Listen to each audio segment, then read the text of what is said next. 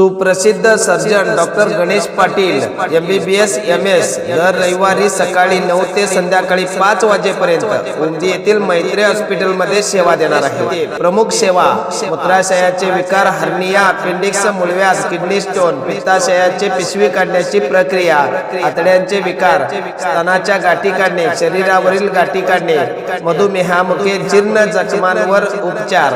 मैत्री hospital Umadi. Mobile number 9158126472। तरी उमदीकरांनी या सेवेचा लाभ घ्यावा।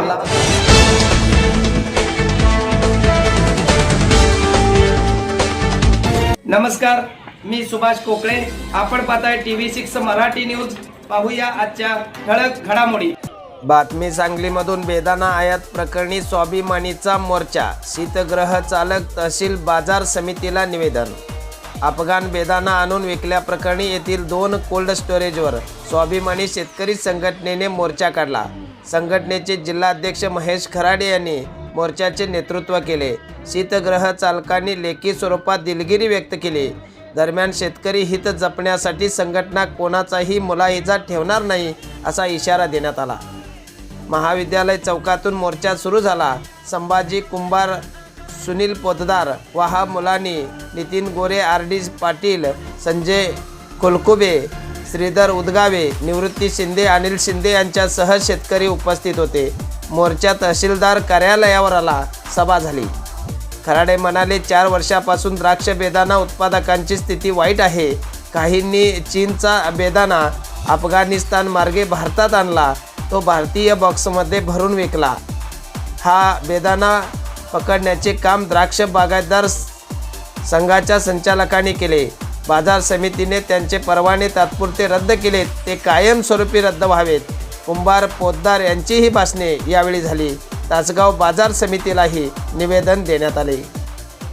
चीनचा बेदाणा अफगाणिस्तान मार्गे भारतात आणून तो बेदाणा भारतीय म्हणून विकणाऱ्या राधिका आणि बट्टेच्या कोल्ड स्टोरेजची चोरी द्राक्ष बागायतदार संघानं नुकतीच पकडली होती। मात्र त्यांनी ती चोरी आम्ही केलेली आहे याची कबुली अजूनही दिलेली नव्हती।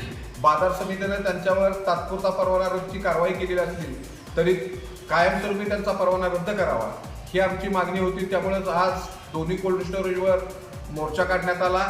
या मोर्चा पुढं दोन्ही व्यापारी नतमस्तक झाले, झुकले।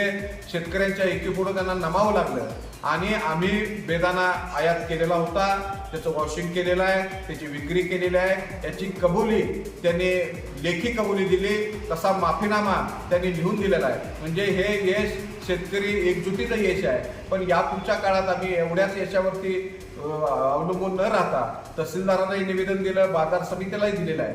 या प्रकरणी अन्न भेसळची कारवाई व्हावी आणि त्यांचा कायमस्वरूपी परवाना रद्द व्हावा आणि परदेशी बेदाणा आयात थांबावी या प्रमुख मागण्यासाठी यापुढच्याही काळात आमचा लढा सुरू राहील, संघर्ष सुरू।